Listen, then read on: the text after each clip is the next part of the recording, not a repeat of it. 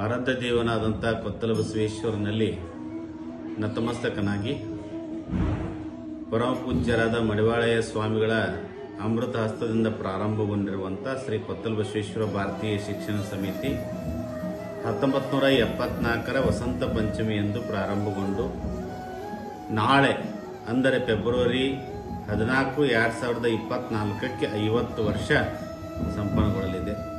ಆ ನಿಮಿತ್ತವಾಗಿ ಹಮ್ಮಿಕೊಂಡಿರುವಂಥ ನಾಳೆಯ ಸಂಸ್ಥೆಯ ಸ್ಥಾಪನಾ ದಿನದ ನಿಮಿತ್ತವಾಗಿ ಬೆಳಗ್ಗೆ 10:35ಕ್ಕೆ ದೇಶದ ಪ್ರಬುದ್ಧ ಶಿಕ್ಷಣ ಚಿಂತಕರಾಗಿರುವಂಥ ಶಂಕರಾನಂದ್ ಅವರು ಪಾಲಕರಿಗೆ, ಮಕ್ಕಳಿಗೆ, ಶಿಕ್ಷಕರಿಗೆ, ಆಡಳಿತ ಮಂಡಳಿಯವರಿಗೆ ಉತ್ಕೃಷ್ಟವಾದಂಥ ಶೈಕ್ಷಣಿಕ ಮೌಲ್ಯಗಳನ್ನು ಹಂಚಿಕೊಳ್ಳಲಿದ್ದಾರೆ.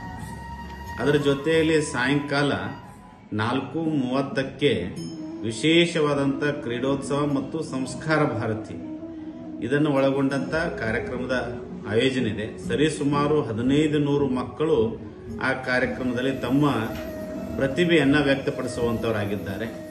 ದಯಮಾಡಿ ಸೇಡಂ ನಗರದ ಗ್ರಾಮೀಣ ಈ ಸಂಸ್ಥೆಯ ಹಿತೈಷಿಗಳು, ಬಂಧುಗಳು, ಪಾಲಕರು, ಹಿರಿಯ ಸೇವಾ ಬಳಗದವರು, ಹಿರಿಯ ವಿದ್ಯಾರ್ಥಿಗಳು ಎಲ್ಲರೂ ಸಮ್ಮಿಲಿತರಾಗಬೇಕು.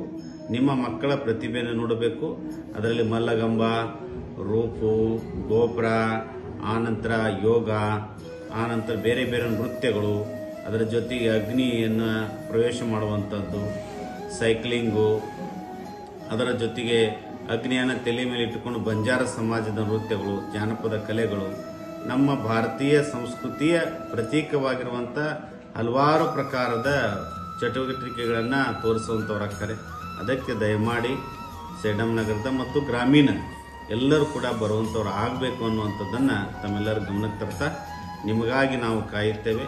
ನಿಮ್ಮ ಬರುವಿಕೆಗಾಗಿ ದಯಮಾಡಿ ಎಲ್ಲರೂ ಆ ಕಾರ್ಯಕ್ರಮದಲ್ಲಿ ಭಾಗಿಗಳಾಗಬೇಕು, ಶುಭವನ್ನು ಕೋರಬೇಕು ನಮ್ಮ ಮಕ್ಕಳಿಗೆ ಅನ್ನುವಂಥ ಮಾತನ್ನು ಹೇಳ್ತಾ ಸರ್ವರಿಗೂ ಶರಣಾರ್ಥಿ.